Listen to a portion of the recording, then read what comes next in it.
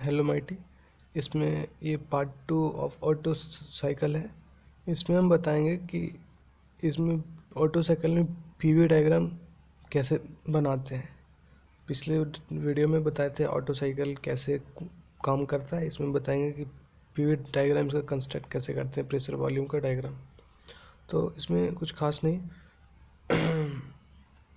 ऐसा है कि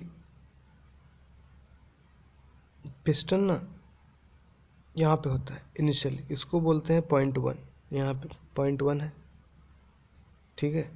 अब जब पिस्टन को ऊपर हम ले जाते हैं तो वॉल्यूम घट रहा है इसके अंदर। जो पहले यहाँ था पिस्टन, जब यहाँ था तो ये यहाँ पे था, ये तो पूरा गैस इसके अंदर भरा हुआ था।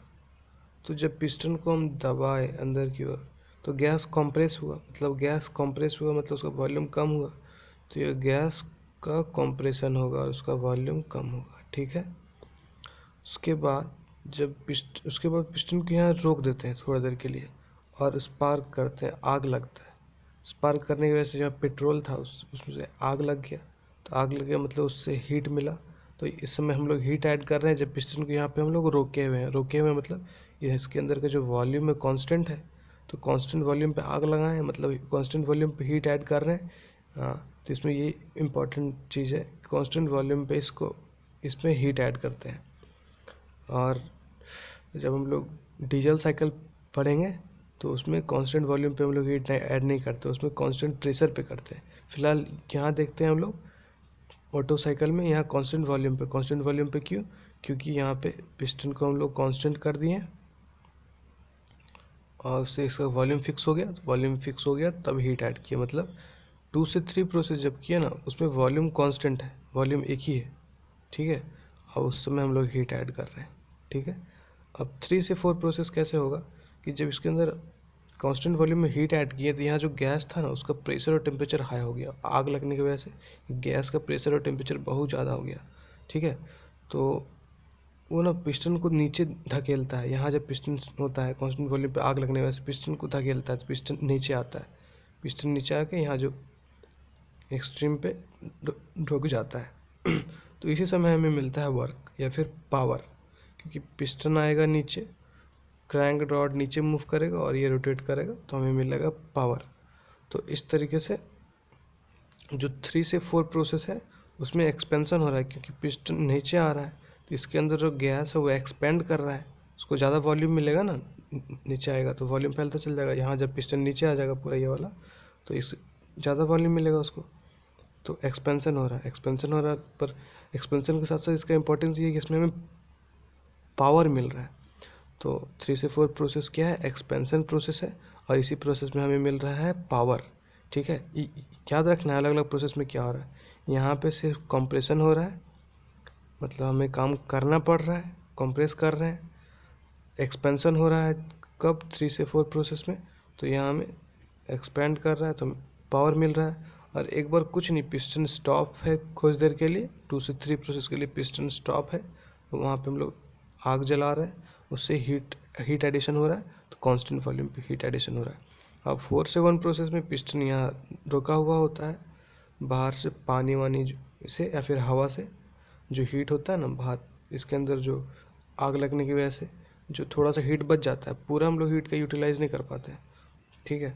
तो जो जो धुआं हो जाता है इसके अंदर, धुआं जलने के बाद धुआं बच जाता है, वो थोड़ा गर्म होता है। तो वो गर्म धुआं का जो हीट होता है वो बाहर इधर से लिबरेट कर जाता है और उस दौरान कांस्टेंट वॉल्यूम पे हीट को लिबरेट करवाते हैं। और उसके बाद फिर पिस्टन को अंदर दबा देते हैं और ये धुआं को बाहर निकाल देते हैं। तो कांस्टेंट वॉल्यूम पे मतलब पिस्टन यहाँ था, उसी समय हम लोग हीट को बाहर निकालते हैं इधर से। इधर फिन्स लगा होता है, ठीक है। तो उसी टर्न कांस्टेंट वॉल्यूम पे हम लोग हीट को बाहर निकाल दिए। इस तरीके से हम लोग पीवी डायग्राम को कंस्ट्रक्ट करते हैं, ठीक है। इसमें से एक चीज़ और सबसे इम्पॉर्टेंट जो न्यूमेरिकल बनाने में हेल्प करेगा और ये चीज़ जानना बहुत इंपॉर्टेंट जो अभी बता रहे हैं वो ये है क्लियरेंस वॉल्यूम, जिसको हम लोग रिप्रेजेंट करते हैं वी सी से, वी सब्सक्रिप्ट सी, वी सी। और स्ट्रोक वॉल्यूम जिसको रिप्रेजेंट करते हैं वी एस से, इसको स्ट्रोक वॉल्यूम बोलते हैं या फिर स्वेप्ट वॉल्यूम। स्वेप्ट मतलब जो पिस्टन स्वेप्ट करता है, स्वेप्ट करना मतलब मूव करता है, पिस्टन यहाँ से यहाँ स्वेप्ट कर रहा है या फिर मूव कर रहा है, ठीक है। तो कैसे, पिस्टन इनिशियली यहाँ था, पिस्टन इनिशियली यहाँ था मतलब वॉल्यूम पिस्टन यहाँ था, उसके बाद पिस्टन आगे की ओर मूव किया, कंप्रेशन हुआ, पिस्टन कंप्रेशन हुआ, यहाँ जाके रुक गया, यहाँ जाके रुक गया, मतलब यहीं तक स्वेप्ट किया। इधर जो है ना एक क्लियरेंस वॉल्यूम है, जो ऊपर का वॉल्यूम है वो क्लियरेंस वॉल्यूम है, तो जो इधर का वॉल्यूम जो होगा इसके इस साइड का वो है क्लियरेंस वॉल्यूम, इसको बोलते हैं क्लियरेंस वॉल्यूम, ठीक है। और उसके बाद फिर से पिस्टन एक्सपेंड किया, तो पिस्टन यहीं से एक्सपेंड कर रहा है, ऊपर जो वॉल्यूम है क्लियरेंस तो बचा हुआ है, मतलब इधर का वॉल्यूम बचा हुआ, इधर घुसा नहीं पिस्टन, क्लियरेंस वॉल्यूम अपना सेफ है। फिर एक्सपेंड करेगा तो फिर एक्सपेंशन हो रहा है, ठीक है। तो इस तरीके से जो ये वाला वॉल्यूम है यहाँ तक का, यहाँ से यहाँ तक का वो है क्लियरेंस वॉल्यूम, और यहाँ से यहाँ तक पिस्टन स्वेप्ट कर रहा है या फिर मूव कर रहा है तो उसको स्ट्रोक वॉल्यूम बोलते हैं। पिस्टन एक बार मूव करता है उसको स्ट्रोक बोलते हैं, ठीक है। तो ये दो टर्मिनोलॉजी है, ठीक है। इसमें सबसे इम्पोर्टेंट नोट करने वाली बात है इसमें कि जो हम लोग हीट ऐड करते हैं ना वो कांस्टेंट वॉल्यूम पे ऐड करते हैं, और जो ये ऑटो साइकिल में हीट एडिशन कांस्टेंट वॉल्यूम पे हो रहा है, ठीक है। लेकिन डीजल साइकिल में ना कांस्टेंट प्रेशर पे होता है, ठीक है। वो हम लोग पढ़ेंगे तो पता चल जाएगा, फिलहाल ये बात को सिर्फ याद रखना है, ठीक है।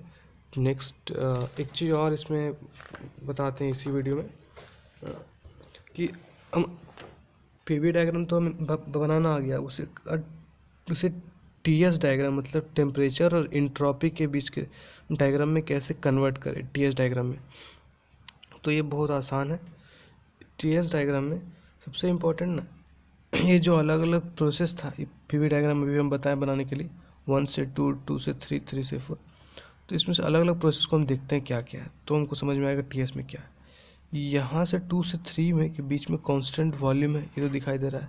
1 से 4 के बीच में कांस्टेंट वॉल्यूम में दिखाई दे रहा है। 1 से 2 के बीच में देखेंगे ना तो उसके दौरान कोई हीट ऐड नहीं हो रहा है, हीट का बात सिर्फ यहाँ पे हो रहा है कि क्यू इन और यहाँ क्यू आउट, ठीक है। यहाँ पे कोई क्यू इन क्यू आउट नहीं हो रहा है, यहाँ पे भी कोई क्यू इन क्यू आउट नहीं हो रहा, मतलब ये प्रोसेस में हीट से कोई लेना देना नहीं है, मतलब एडियाबैटिक है। एडियाबैटिक मतलब एंट्रोपी का फॉर्मूला होता है heat upon Q, S is equals to Q upon T, और जब अगर क्यू ही ज़ीरो हो जाएगा तो एस ज़ीरो मतलब इंट्रॉपी चेंज नहीं होगा, मतलब आइसेंट्रोपिक हो जाएगा या फिर, ठीक है, हाँ आइसेंट्रोपिक हो जाएगा। कहने का मतलब ये जो प्रोसेस है इसको बोलते हैं हम लोग आइसेंट्रोपिक प्रोसेस, ये दोनों प्रोसेस को बोलते हैं हम लोग आइसेंट्रोपिक प्रोसेस, ठीक है। इसको हम लिख ही देते हैं, इसका नाम है आइसेंट्रोपिक एक्सपेंशन, इसका है ये प्रोसेस को 1 से 2 आइसेंट्रोपिक कंप्रेशन। ये बात याद रखना है, आइसेंट्रोपिक क्यों हुआ, क्योंकि आइसेंट्रोपिक मतलब होता है एंट्रोपी चेंज नहीं करना। एंट्रोपी चेंज कब नहीं होगा, जब हीट नहीं देंगे, मतलब हीट है ही नहीं तो एंट्रोपी चेंज नहीं होगा, इसलिए 1 से 2 प्रोसेस आइसेंट्रोपिक, 3 से 4 प्रोसेस आइसेंट्रोपिक प्रोसेस, ठीक है। तो आइसेंट्रोपिक प्रोसेस में एंट्रोपी चेंज नहीं हो रहा है, ये चीज़ तो हमें पता है कि एंट्रोपी चेंज नहीं हो रहा, तो टीएस डायग्राम में 1 से 2 प्रोसेस में ना 1 से 2 हम लोग जाएंगे तो एंट्रोपी चेंज नहीं होगा, एस फिक्स होगा। यहाँ देखो एक्स जो यहाँ जो एस होगा वही फिक्स होगा, तो हम ये ड्रॉ कर सकते हैं। उसके बाद 3 से 4 में भी कोई एंट्रोपी चेंज नहीं हो रहा है, तो 3 से 4 भी हम ड्रॉ कर सकते हैं, एंट्रोपी कांस्टेंट है, तो 3 से 4। अब बचा 2 से 3 और 1 से 4, 2 से 3 और 1 से 4 में जब ये हम लोग ड्रॉ कर लिए तो आराम से ड्रॉ कर सकते हैं, नीचे कर्व की ओर ऐसे ले आके ऐसे ड्रॉ कर देंगे, यहाँ पे भी यहाँ से यहाँ ऐसे ड्रॉ कर देंगे, ठीक है। ये हल्का सा लेंदी है, हल्का सा छोटा करके, मतलब इस तरीके का कुल मिला के ग्राफ बन जाएगा। टीएस डायग्राम दो हम लोग फाइंड कर लिए ना 1 से 2, 3 से 4, तो ये बीच वाला हम लोग ऐसे आराम से बना सकते हैं। तो इस तरीके से टीएस में कन्वर्ट करते हैं। नेक्स्ट वीडियो में हम बताएंगे इफ़िशियंसी कैसे कैलकुलेट करें, और कुछ और भी इम्पॉर्टेंट अलग अलग प्रोसेस का इंटरनल एनर्जी, वर्क और हीट का, जो इतने प्रोसेस है 1 से 2, 2 से 3, 3 से 4, 4 से 1, इसमें हीट वर्क और इंटरनल एनर्जी क्या होगा, इसमें हीट वर्क और इंटरनल एनर्जी चेंज क्या होगा, इस सब में, और उसी की हेल्प से हम लोग इफ़िशिएंसी भी कैलकुलेट करेंगे। वीडियो अच्छा लगा होगा तो लाइक करो, मेरे चैनल को ज़रूर सब्सक्राइब करो। कोई भी डाउट्स हो नीचे कमेंट बॉक्स में लिखो। Thank you.